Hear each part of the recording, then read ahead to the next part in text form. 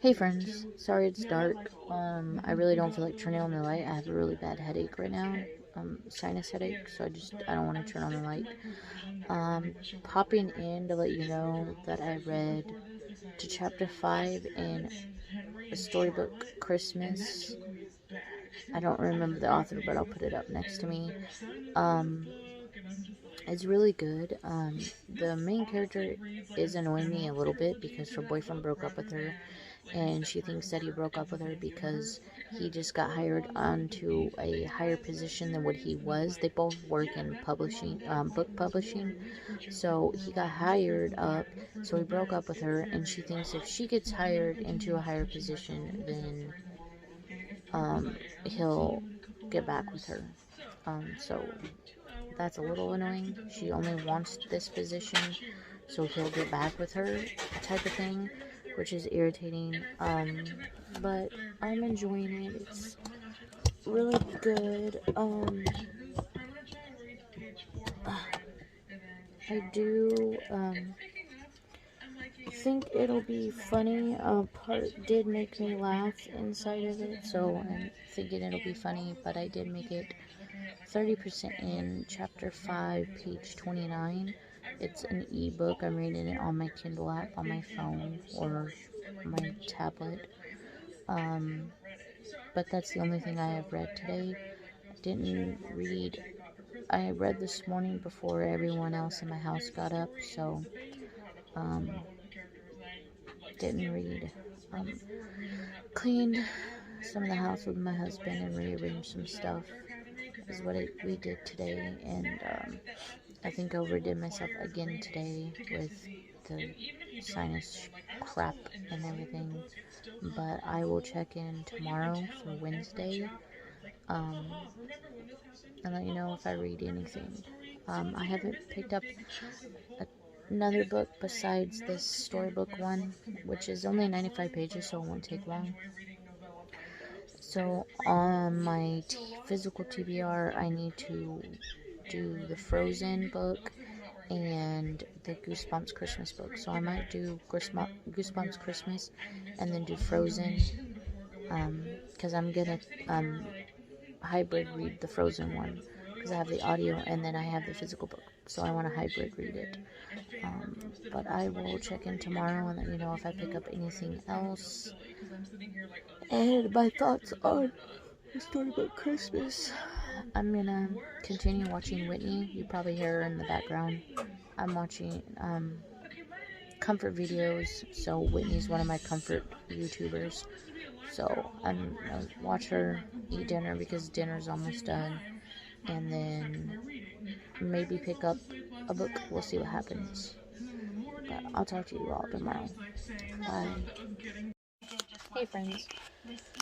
So I read about 20% of Jingle Bell Beard last night. I'll put the picture up next to me of who the author is because I can't remember. It's on my Kindle. It's really good. I'm thoroughly enjoying it. So if you put a hockey player in a romance, prove that your girl here is gonna fucking love it and read the crap out of it. Because I didn't want to put it down last night. But I made myself put it down because my son came in and he was tired and he wanted to lay next to me to fall asleep. So I put it down so he can fall asleep. I was starting to read it today, but then my son wanted the tablet, so I just gave him the tablet. I went to pick up. Well, anyways, I need to get back to Jingle Bell Beard. So Jingle Bell Beard is about a girl named Jasmine and a guy named Matt Kringle.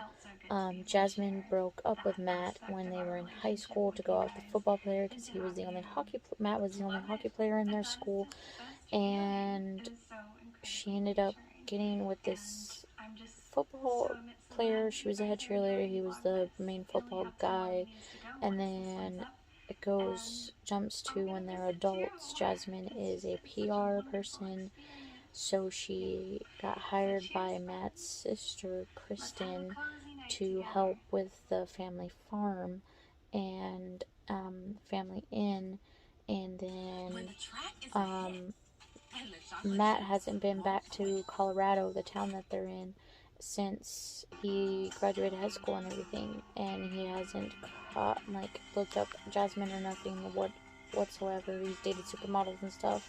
Nothing stuck.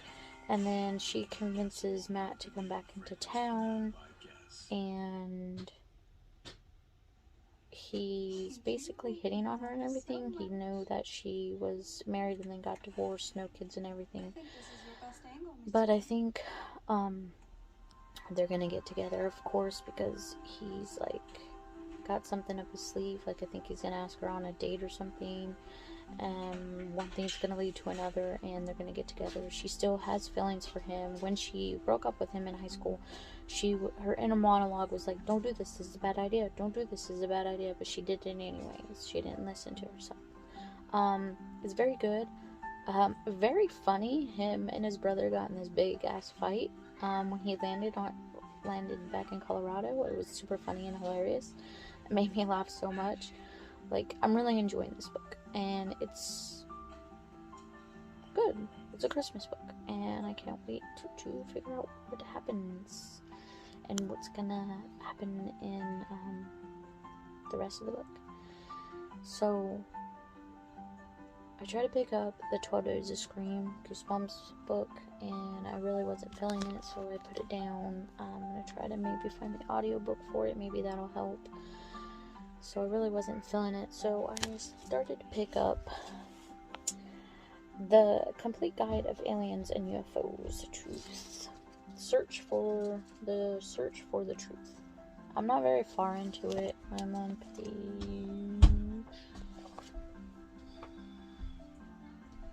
page 17. Not very far. Just wanted to pick something else up. Something different and kind of in an alien sci-fi mood, so I picked it up.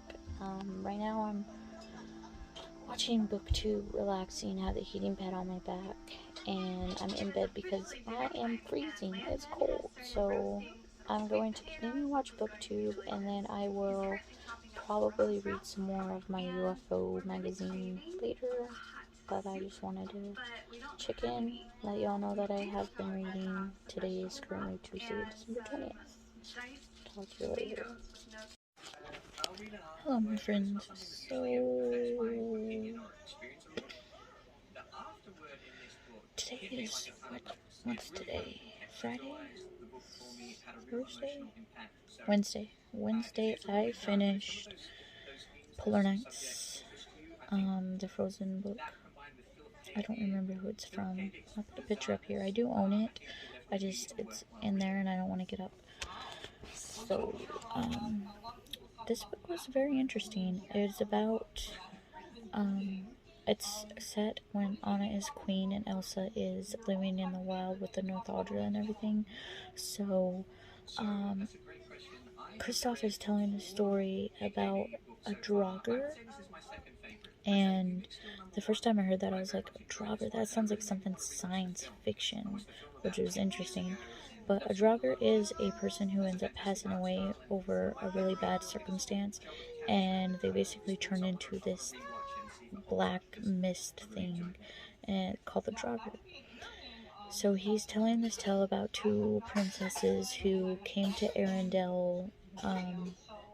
They were visiting. One thing leads to another. The other princess, the younger princess, wanted the older princess's crown, so she stole it from her, basically. The further you get along in the story, when the Draugr shows up, you realize that the story's completely false. And Elsa and Anna go on the journey to figure out the true story of what happened with the Draugr and everything. Sorry that my light just changed. I'm watching TV and it's dark in here. But they go and they try to find the true story of the Draugr and everything. Whilst everyone in Arendelle are losing their memories because the Draugr is taking their memories. This thing can take your memories. It also has the ability to take Elsa's powers and use it against her, which is interesting. You get a little bit more of Kristoff in this story too, which I like, which is good. I do want a backstory on Kristoff, like what happened to his parents to where he ended up being with the trolls, you know what I mean? Anyways, so one thing leads to another. They end up finding what happens to this Draugr. There's pirates that always show up at the same time every year during the Polar Nights Festival, and one of the pirates could not be the long sister of this Draugr. It's very interesting, and it's also like normal Frozen. It talks about family and can you trust them? Do you follow them into stuff that you shouldn't follow them? It also talks about King Leonard in here, their grandfather, and how he built the dam and how it was hurting the nostalgia, and he needed money basically from every other country around him to help him build the dam. And there was a witness to what happened to these two princesses, and he was going to go forth and say what happened, but King Leonard made him change his mind and said, if you lie, I won't basically kill you and shun you from being an Eridalian, which he ends up living in the forest anyways, like he isolates himself anyways. And funny, inside this book, Olaf becomes like king of Arendelle basically because everyone's losing their memories, and Lieutenant Matthias only listens to Olaf, which is super hilarious and funny. I thought it was so funny. Olaf's parts in this were such a good book. The narrator in this book was a man, which I thought was super interesting, but other than that, it was good. I read a little bit more today in my The Complete Guide to Aliens and UFOs, The Truth, my magazine I'm reading. It's very good. A lot of what they're talking about I already know because I watch a whole bunch of crap and documentaries on UFOs already. I'm at the part where they're talking about Barney and I can't remember her name, but the couple that was abducted, and the interracial couple that was abducted. I'm at that part. I'm at the part where people are being abducted and they're talking about eyewitnesses and everything, and they'll probably end up talking about implants and stuff because there is scientific evidence that when a person gets abducted, they get implants put in there anywhere, like in your toes, your hands, your fingers, your arms, anywhere in your body. So I know I haven't updated it we're at all Thursday, and today is Friday, December 23rd, 6:47 at night, and I'm barely just updating now, but I didn't read yet, or I read a little bit of Jingle Bell Beard last night, but I don't remember a lot of what I read because I was falling asleep while reading, so I need to go back and read those pages. What I can remember from it was she was thinking about Matt, and then his agent calls him because he's seen in a picture groping her basically, but he wasn't groping her, he was just holding her because she fell, and she's like, oh, this is bad for my career. He's like, it's bad for my career too. So he's like, I know a way to fix this. Let's act like we're dating. So this has the fake dating trope inside of it, and obviously they're gonna end up together. I'm really enjoying it. I think it's funny. Matt is so hilarious. He's like the freaking most hilarious freaking hockey player ever that I've read so far, and he seems like an asshole. Like his exterior, he seems like an asshole, but his interior, he's the sweetest man ever. It's so cute, and he has so much feelings, so many feelings for Jasmine, and I love it. I can't wait to see where this goes, but I'm going to wrap up this part of my vlog, but I will try to talk to you all tomorrow for Christmas Eve. Okay, bye. If I could begin to be half of what you think of me, I could do about anything.